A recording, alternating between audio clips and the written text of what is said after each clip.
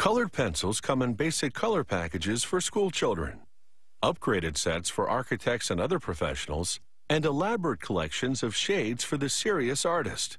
It isn't so much the color variety that determines the quality, but the pigment concentration in the lead.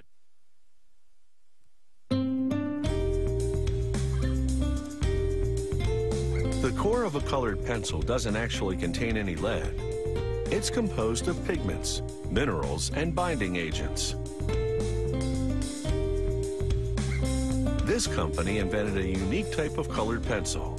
The lead composition is such that it allows you to brush on a bit of water after you draw to create the effect of watercolor paints.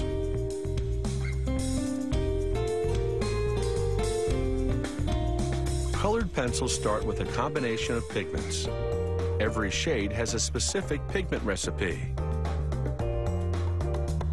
They produce a large quantity of one shade at a time. Following that color's recipe, they meticulously weigh the different portions of ingredients.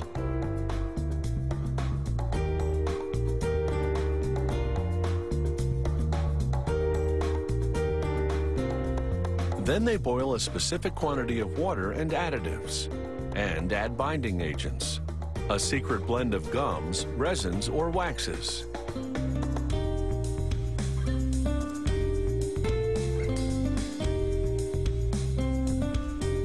The ingredients expand in hot water, forming a paste.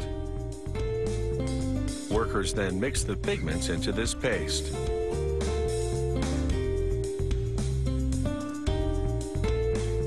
The next machine processes the paste into fine chunks, intensifying the color.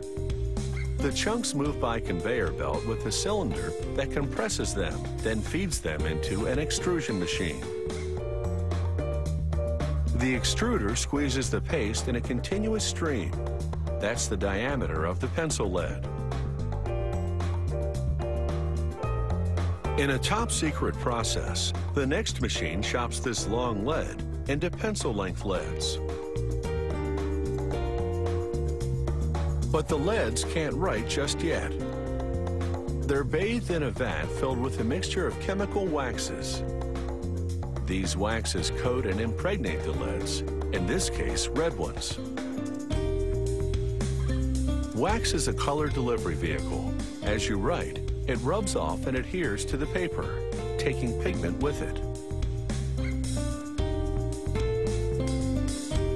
With the leads now finished, the factory subjects random samples to quality control testing, including a break test and a durability test, in which each lead must yield 100 yards of writing. This company makes its pencil bodies from cedar wood. This machine carves grooves for the leads, then coats the surface with a thin layer of glue. The planks pass under a wheel that places the leads, then through another machine that slips a second groove plank on top. The next machine carves the hexagonal shape, then slices the pencils apart.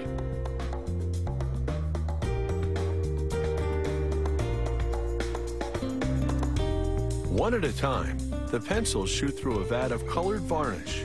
Their exterior is now the same color as the lead inside. Once the varnish dries, a heat stamp burns the company name and color number into the wood, filling the lettering with colored film. Then the pencils roll across an abrasive wheel, sharpening as they go.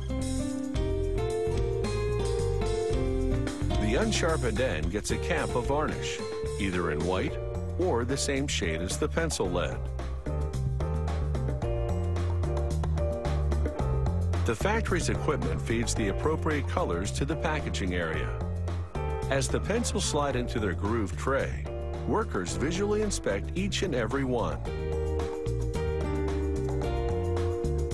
From pigments and planks to an artistic medium, the story behind the making of colored pencils is hardly black and white.